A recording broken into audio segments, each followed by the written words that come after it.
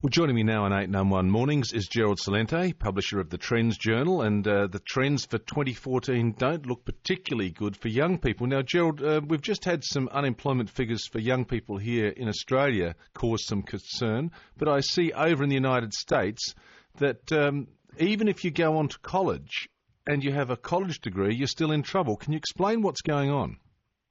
Yes, a number of things. The jobs that college grads are getting are paying, on average, 50% of them are paying wages that you only need a high school diploma to have to get that job. So they're not paying very high wages.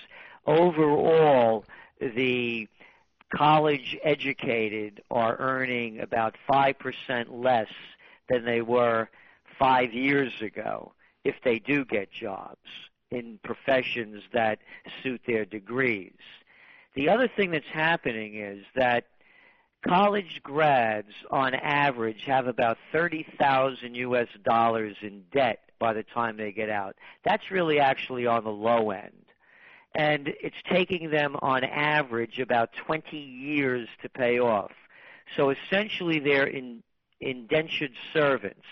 They passed laws, actually began under the Clinton administration in the late 1990s and then followed through. Actually, Vice President Joe Biden pushed for it when he was a senator from Delaware, which we call the loophole state because the corporations get away with anything they want over there by having registered in Delaware. They passed laws that make it virtually impossible for a college student to declare bankruptcy at any time and get away from paying that debt.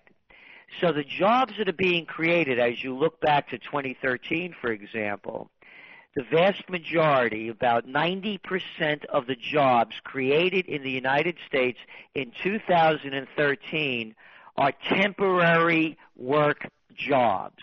That's a fact. So they're moving into a workforce that, number one, is shrinking, and number two, the level of pay is going down. Again, just sticking with the data, the majority of the jobs being offered in the United States are for waiters and waitresses, for bartenders, for home health care workers, and for retail. They're declining in manufacturing, they're declining in construction, they're declining in all the fields where they pay higher wages. If the youth of today are the future of tomorrow, I mean, people always say we should invest in our youth, then what message is this sending to young people in America? Are they turning away from college degrees now and university? No, they're still going in because they feel that's the only way they can get a job. And actually they're getting a lot of these degrees in worthlessness.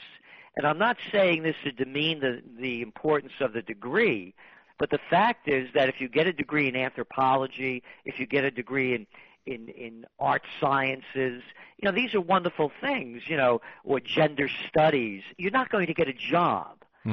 So most of what they're offering in college is really dead-end education that's not applicable in the real world. And it's not only in the United States where this youth unemployment rates are so terrible. You know, they vary within the continents, but the World Bank is recording record levels as high as 60%. And, I mean, you look at, you know, whether it's Croatia, Greece, South Africa, Spain, Tunisia, you're looking at 50 to 59%. You're looking in places like Argentina, Australia, Brazil, Chile, Czech Republic, you're ranging between 10 and 19%. This is a global issue. You look at Egypt, for example. Most of the population are young people with a futureless future. So this is where your revolutions start to happen. Because here they are, they're young people, you know, testosterone is really at high levels, and they have no future ahead of them. And when you're young, you don't know your limits. Well, look, you're going to start seeing a lot of volatility. Well, Gerald Celente, publisher of the TrendsJournal here on 891 Mornings with me, Ian Henschke. You mentioned revolution there. Of course, the big revolution that we've been witnessing on our screens has been in the Ukraine, and I know that a lot of that began with the student population there. Any thoughts about what's happening there with this, what appears to be a struggle between Russia and Europe over the Ukraine? That's exactly what it is. And, you know, when we sent out the Winter Trends Journal, the feature story was Wake Up Call. And again, this was over a month ago. Actually, February 5th we sent it out to the subscribers. And the cover story was the protests in Ukraine. So we saw this coming, and we wrote that it was going to get much worse. And this is when it really was only about a month old, when we began to write about it in January. And what's going on there is very simple. And again, this is not conspiracy theorist. This is fact. Anyone could go to YouTube, and they could put in the name Victoria Nuland, Nuland. And she's the Assistant Secretary of State in the United States. And she's giving a speech at the National Press Club in Washington, D.C. And she's being hosted by Chevron. You can see her standing there right next to the nice big Chevron insignia.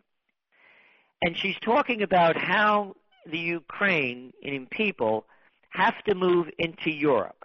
Now, this is somebody from the United States, by the way, telling Ukrainians that they have to move toward Europe. And she tells them that their path to the future is to follow the design set forth by the International Monetary Fund and to join the European Union.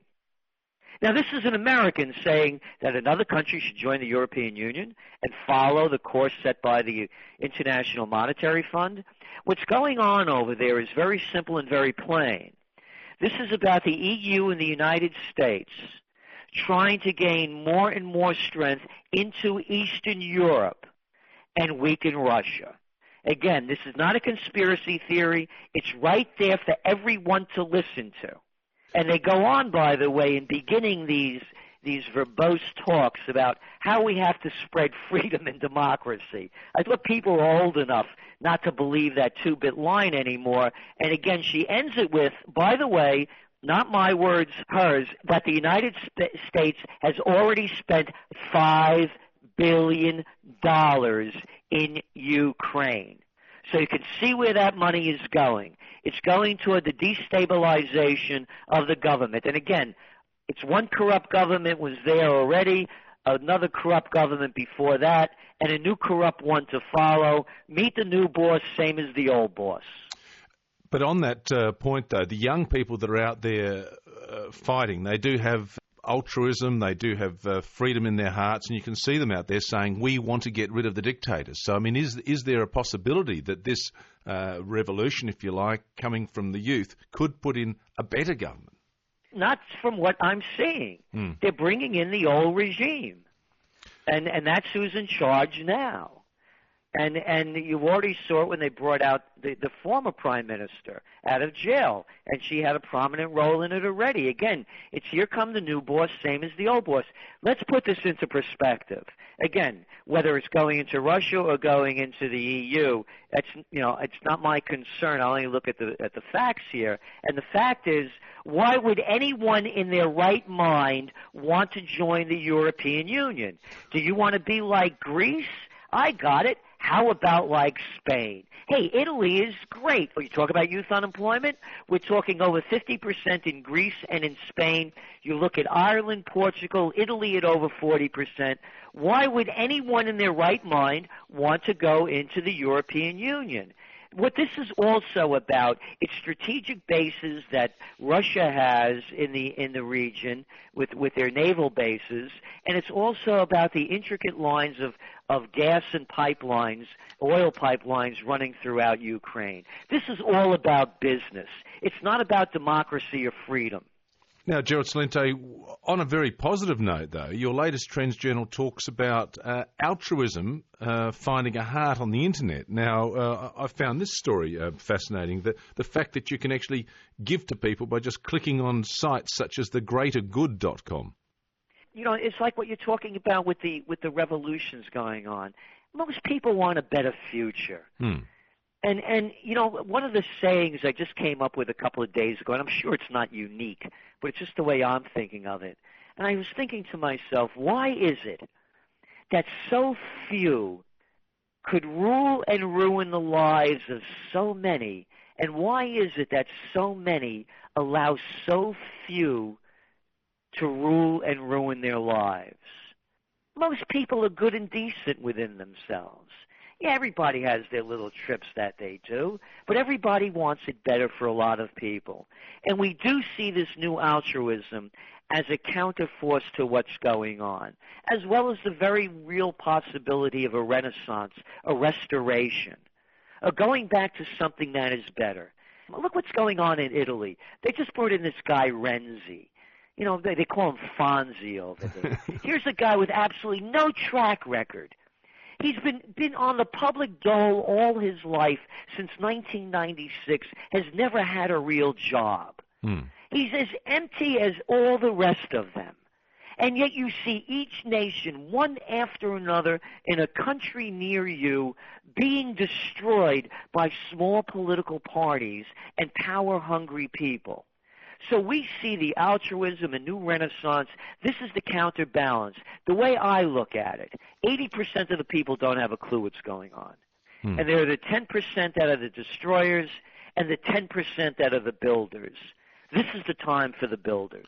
Well, it's interesting, isn't it? Because if you look at the points you make, Gerald Celente, in your Trends Journal, you say that in the last year, online giving, in other words, people using the internet to donate money, has gone up by around 14%, which is about 10 times what normal charity giving is. So people, because of the internet, are seeing problems out there and saying, I'd like to try and help. I'd like to try and fix it. You hear about crowdfunding, all sorts of things that are going on. So is it likely there is a strong strand of hope out there at the moment? Yes, there are. And again, it's the people. It's the individuals making the change, not the political leadership. And again, anybody could argue who's behind these revolutions, whether it's in Venezuela. And by the way, that's another one that's being generated by a lot of young people protesting, or what went on in Ukraine or is going on in Ukraine, or the indignados in Spain or the pitchfork movements in Italy. You know, it's everyone, and particularly the young people facing a futureless future. So yes, the future can be bright if another one of my thoughts recently is that we need moral might, not military might. By the way, though, I should point out to our listeners that the Trends Journal also showed that the richest people on the planet got even richer in 2013. So while there is a sign that people with a bit of money are giving it away to other people, the rich maybe aren't, or are they? No, they're not. They're not giving it to the right positions. You know, as I look at it, of course, being of Italian descent, I keep asking myself, where are the de Medicis? Where are those that want to use their money to create art and beauty? And to me, art is the way of finding the true meaning of the human spirit. And when you look at the Renaissance and what it brought, yes, the good and the bad of it, but a lot of greatness. And to me, that's what's missing right now, is the reignition and a flame within the beauty of the heart and art. And that's what the rich can really do. They could turn it around just as the royalty of the past did it by putting so much into art and beauty. That, to me, is what's missing now. Well, in fact, you give a quote in your Trends Journal from Bloomberg Personal Finance. It says, the billionaires of the world are asking what should they do with their money in 2014. You're saying, well, they should give some of it away. Yeah. Well, Bill Gates has done some of that, hasn't he? Well, again, you look where the money went to. You know, a lot of it's in the drug business, you know, with the vaccines and this. And you look at the new person that's running his operation and the foundations. She's right out of the drug industry. You know, so it's more about business as I see it. Again, where is it in art and beauty? Look, we have the United States over here. Everybody knows about the decline of Detroit, which used to be called the Motor City. And you look at the photos online of a decaying Detroit, and you see the grandness of the buildings that are going into the ground, the architecture, the art that went into these grand structures. And look at the junk that they build now. Look at the new buildings they put up in every city near you. Ugly glass structures that are really cheaply built. And you look at the big box stores, you have all the pleasure of walking into a large self-storage unit to go shopping compared to the grand department stores that they used to build. Quality, art, and beauty do not fit into a bottom-line mentality, and that's what's taken over the planet, is the bottom line. Thank you very much for your time again, Gerald Celente, publisher of the Trends Journal.